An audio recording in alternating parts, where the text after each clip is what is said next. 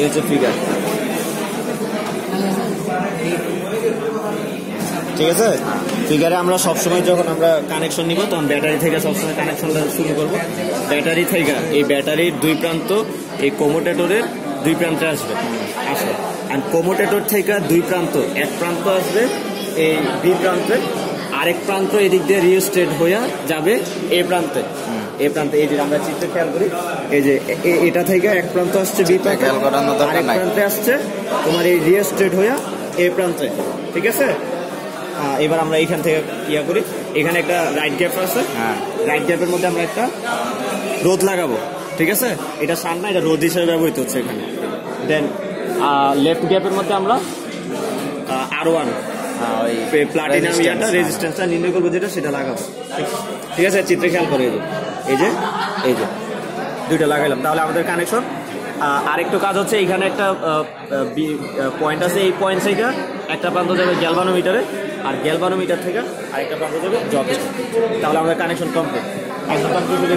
যদি নির্ণয় করি, এখানে প্রথমে আমাদের এই শান্ট আছে একটা রেজিস্ট্যান্স, আর হচ্ছে ওই হিটারটা যেটা দিয়ে আমরা ওইটা হচ্ছে R1, আর আমরা এই রেজিস্ট্যান্স থেকে যদি 0.1 তুলি রাইট গ্যাপ থেকে, দেন আমরা এখন জকি দিয়ে আমরা এই তারের এক প্রান্ত থেকে ধরে মিটার গ্যালভানোমিটারের অভিক্ষেপটা দেখবো। অভিক্ষেপটা যখন জিরোতে আসবে, আর এই জকিটা তারের যে প্রান্তে আসবে, এখানে যে মিটার স্কেলে যে সেন্টিমিটার হবে সেই সেন্টিমিটারটা এখানে আমরা কাউন্ট করবো, এই যে হ্যাঁ।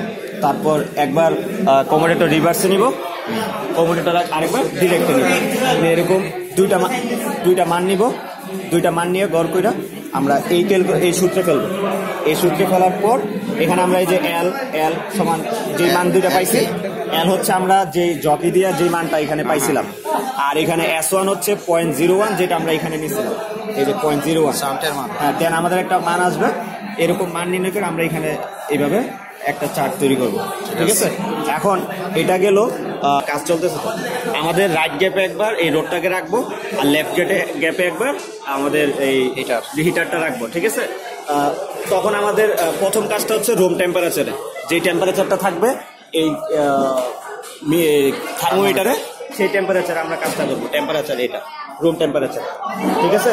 দেন আমাদের কাজ হবে এই রোডটাকে লেফট গ্যাপে নিব এবং এই হিটারটাকে রাইট গ্যাপে আনবো। আনার পর সেম প্রসেসে চার্টের এই নিচের অংশটা করব, যেরকম এই 1 নংয়ের প্রথমের মানটা নিছিলাম, এখন 1 নংয়ের দ্বিতীয় মানটা নিব, ঠিক আছে। দেন আমাদের তাহলে রুম টেম্পারেচারে কাজ শেষ। তাহলে প্রথম মানগুলা সব রুম টেম্পারেচার। হ্যাঁ, রুম টেম্পারেচারে দুইবার মান নিতে হবে, একবার রোদকে ইয়াতে রাখা রাইট গ্যাপে রাখা, আর হিটারকে লেফট গ্যাপে রাখা। দেন রুম টেম্পারেচারে আবার হিটারকে রাইট গ্যাপে আর রোদকে লেফট গ্যাপে, ঠিক আছে। দেন আমরা ওইখানে হিটারে কানেকশন দিব, ওইখানে হিটারে কানেকশন দিব, হিটারে কানেকশন দিয়ে পানির সর্বোচ্চ তাপমাত্রা উঠাবো। সর্বোচ্চ তাপমাত্রা 100 ডিগ্রি সেলসিয়াস কখনো হয় না, আমরা 98 পাবো। 98 পাওয়ার পরে এদিকে এইখানে টেম্পারেচার যখন আমরা 98 পাবো, তখন আমাদের সেম প্রসেসে রাইট গ্যাপে আমাদের রোদ থাকবে, লেফট গ্যাপে হিটার থাকবে। দেন আমরা এখানে একটা একটা করে মান নিব, যেরকম 1 রিডিংটা আমরা R2 ধরে নিছি ওই হিটারকে, আর R1 শান্ট থেকে 1.1 করছে, তুলে আমরা জকির সাহায্যে এখান থেকে মিটার স্কেলে মান নিব, নিয়ে যা আসে তা লিখবো। দেন এই হাই টেম্পারেচারেও সেম প্রসেসে আমরা আবার এটাকে চেঞ্জ করব। একবার রোদকে লেফট গ্যাপে নিব আর হিটারকে রাইট গ্যাপে আনবো। তার মানে আমরা একবার রুম টেম্পারেচারে দুইবার চেঞ্জ করে কাজ করবো, আবার হাই টেম্পারেচারেও রোদ আর হিটারকে এক্সচেঞ্জ করবো, right gap left gap. Then calculation করলে আমরা এইভাবে এই একটা চার্ট পেয়ে যাবো। দেন আমাদের এক্সপেরিমেন্ট কমপ্লিট।